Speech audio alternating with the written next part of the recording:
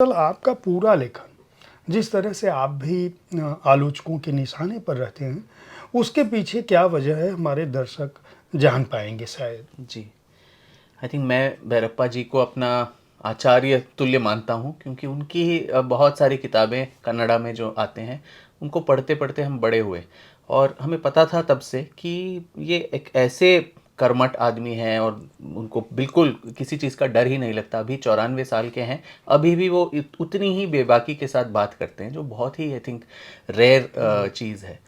तो वो जिस घटना का जिक्र करते हैं, वो एनसीईआरटी का कोई कमेटी था जो पाठ्य पुस्तक तैयार कर रहे थे। तो उसमें ये भी एक मेंबर थे, ये मैसूर में पढ़ाते भी थे।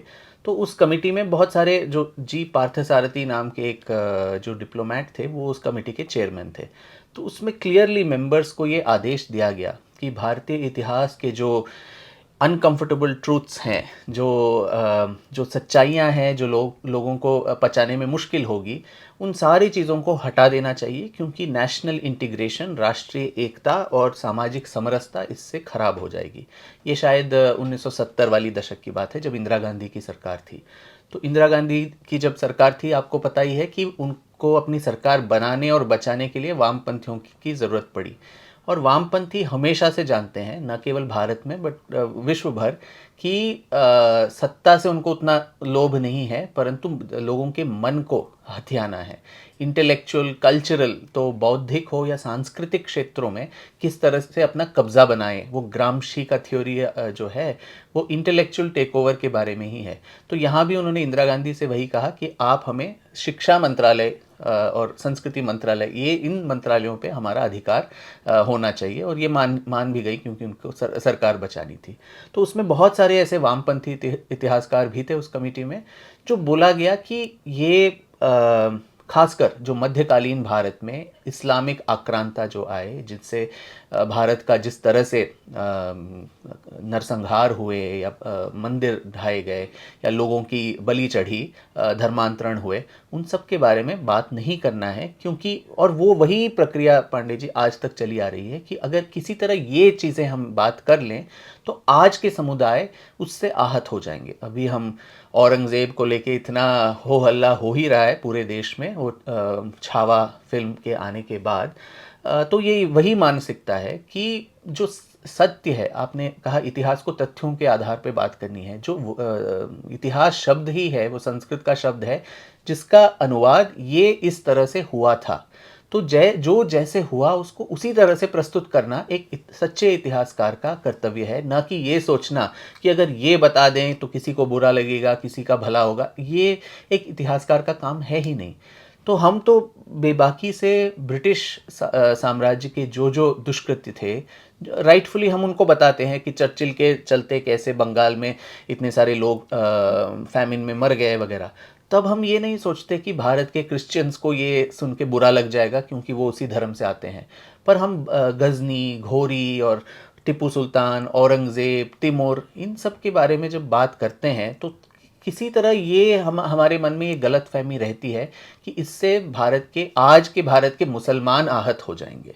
तो मुसलमान इनसे आहत क्यों होने हैं?